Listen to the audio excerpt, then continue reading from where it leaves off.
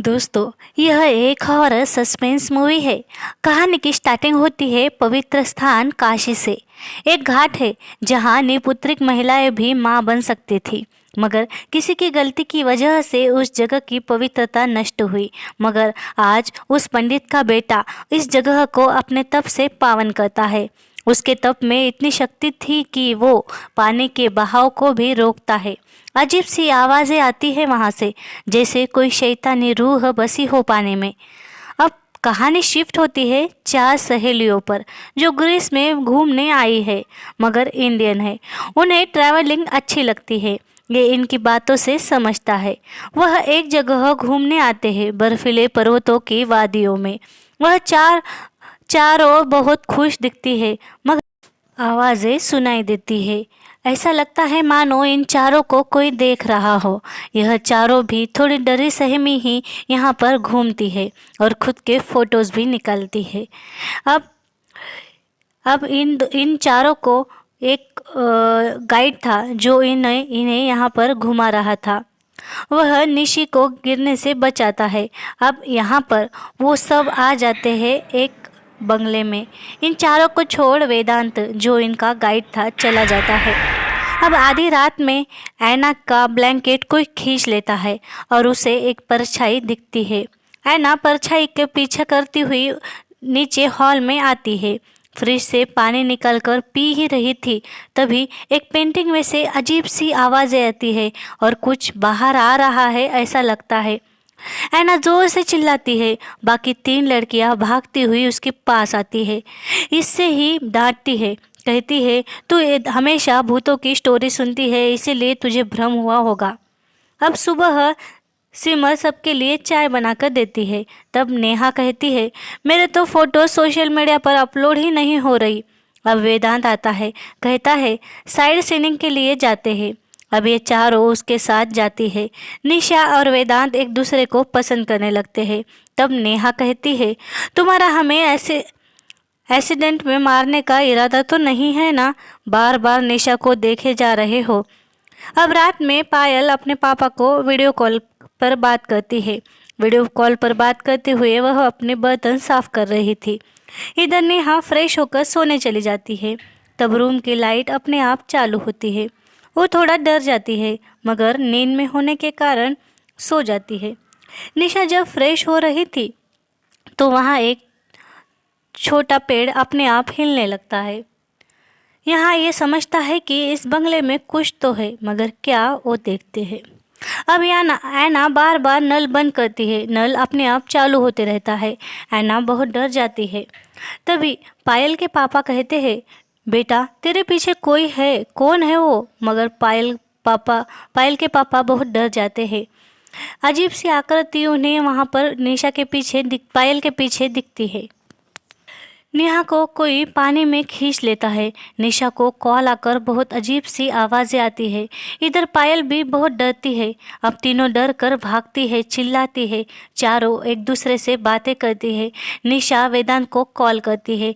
ये चारों घर के बाहर जा ही रहे थे, तभी घर में की चीज़ें अपने आप हिलती है। डरावनी आवाज़ें आती है। ये चारों बहुत डरती है। अभी ने समझ गया था यहाँ कुछ तो है जो बहुत डरावना है। उतने में निशा को वीडियो कॉल आता है। ये नंबर अजीब था और उसी पेंटिंग से एक राक्षस सी आकृति बाहर आने लगती है। ये चारों घर के बाहर भागते हुए आती है। तभी उतने में वेदांत भी वहाँ पर आ जाता है और अंदर जाने लगता है, पर दरवाज़ा अपने आप बंद हो जाता है। अब ये 5 लोग वहाँ से एक जगह आते हैं। वेदांत उन चारों को चर्च में लाता है। वो लोग चर्च में ही बैठते हैं। इधर इंडिया में पायल के पापा एक पंडित के पास आते हैं। ये वही पंडित है जो कहानी की स्टार्टिंग में हमने देखा था, जो पानी का बहाव रोक उस घाट को पवित्र बनाया था। पापा पंडित से कहते हैं मेरे बेटे को बचा लो, और उसे पायल की फ़ोटो देकर जाते हैं। यह पंडित है शिव।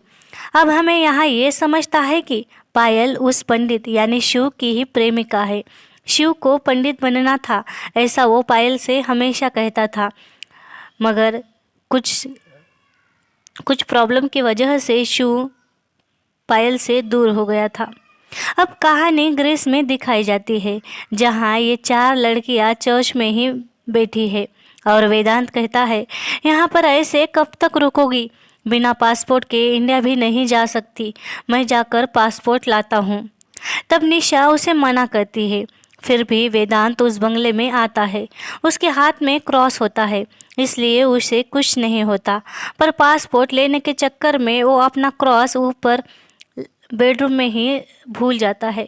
अब यहाँ पर सब चीज़ें हिलती है, वही डरावनी आवाज़ें आती है और एक जगह आग लगकर उस धुएं में से इंसानी आकृति बन उसकी ओर आती है। वेदांत को शैतान कुछ नुकसान पहुंचाता उसके पहले वहां शिव पहुंच जाता है और उसे बचाता है। अब शिव वेदांत को उस बंगले में लाता है। अब शिव अपनी शक्ति से पता लगाता है कि आखिर ये आत्मा है किसकी, और वेदांत से कहता है, मुझे उन चारों के पास ले चलो, पायल के पापा ने मुझे यहाँ भेजा है। अब इधर नेहा कहती है, हम नहीं बच सकते, वो मार देगा हमें, बिना पासपोर्ट के जा सकते हैं क्या देखेंगे।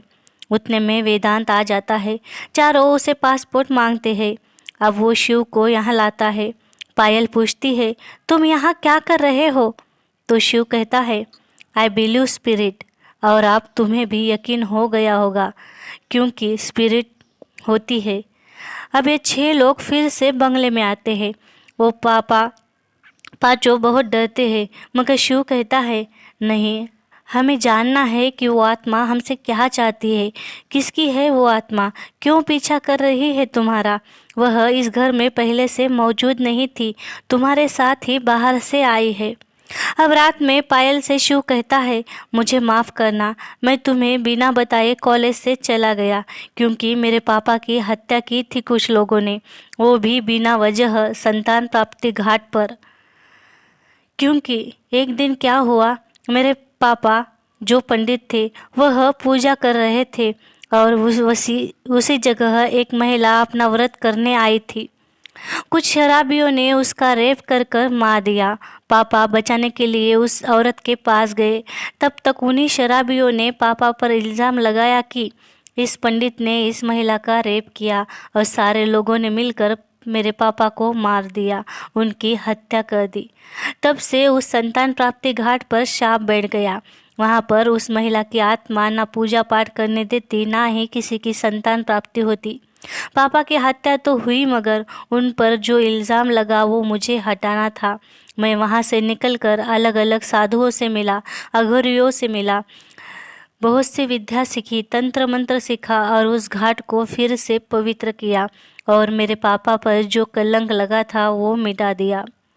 अब सब लोग एक जगह बैठ कुछ बातें डिस्कस करते हैं। तब नेहा वहाँ से चली जाती है।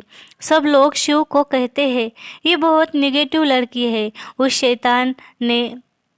शैतान के बारे में यह हमेशा निगेटिव ही बोलती है, कहाँ भी जाओ कुछ भी, यह बस पॉजिटिव कभी भी नहीं होती, हर दम हर वक्त हर बात में इसके निगेटिव ही छुपी है।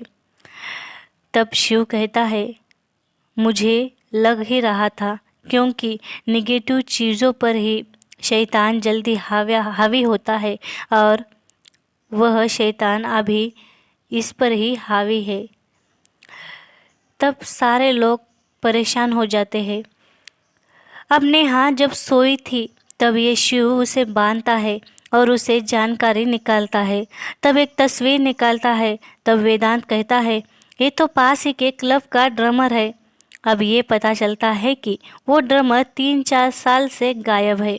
अब शिव उन्हें वहाँ ले जाता है जहाँ से ये आत्मा इनके पीछे आई, उसी वादियों में जो बर्फीली पहाड़ों में ये लोग घूमने गए थे वहाँ से। तो वहाँ नेहा सब बताती है। नेहा के शरीर में जो ड्रमर की आत्मा है वो कहती है, मैं यहीं मर गया, मुझे मुक्ति नहीं मिली। तभी ऐना अचानक से अजीब सी बातें करती है, यानी ऐना के शरीर में भी एक आत्मा थी। वो आत्मा थी ड्रमर की गर्लफ्रेंड की। अब शिव की शक्ति से शिव पता करता है और 2 आत्माएं बोलती है कि पहली नैन्सी जो ड्रमर की गर्लफ्रेंड थी, कहती है, इसने मुझे मार दिया। वो ड्रमर कहता है, यहाँ से मैं इसे मार कर जा रहा था, तभी यहाँ गिर कर मर गया। अब शिव कहता है, वेदांत तू निशा और पायल को लेकर इनकी बॉडी ढूंढो, तभी इन्हें मुक्ति मिलेगी। अब वह तीनों बॉडी ढूंढने जाते हैं। इधर शिव अपनी मंत्र शक्ति से नेहा और रैना को बांध कर रखता है। यहाँ बहुत ही डरावना मंजर है। वो लोग बॉडी ढूंढ रहे थे। इधर आत्माएं उन्हें रोकने का प्रयास करती है पर रोक नहीं सकती। आखिरकार उन्हें बॉडी मिल जाती है और शिव उसे कुछ मंत्र पढ़ सब कुछ ठीक कर देता है और आत्माएं निशा और रैना को छोड़कर चली जाती है। दोस्तों, ये फिल्म डरावनी है। जिस किसी को हॉरर फिल्म देखना पसंद है वो ये फिल्म देख सकते हैं। आपको हॉरर थ्रिल आएगा। तो आज की कहानी कैसी लगी ज़रूर बताना।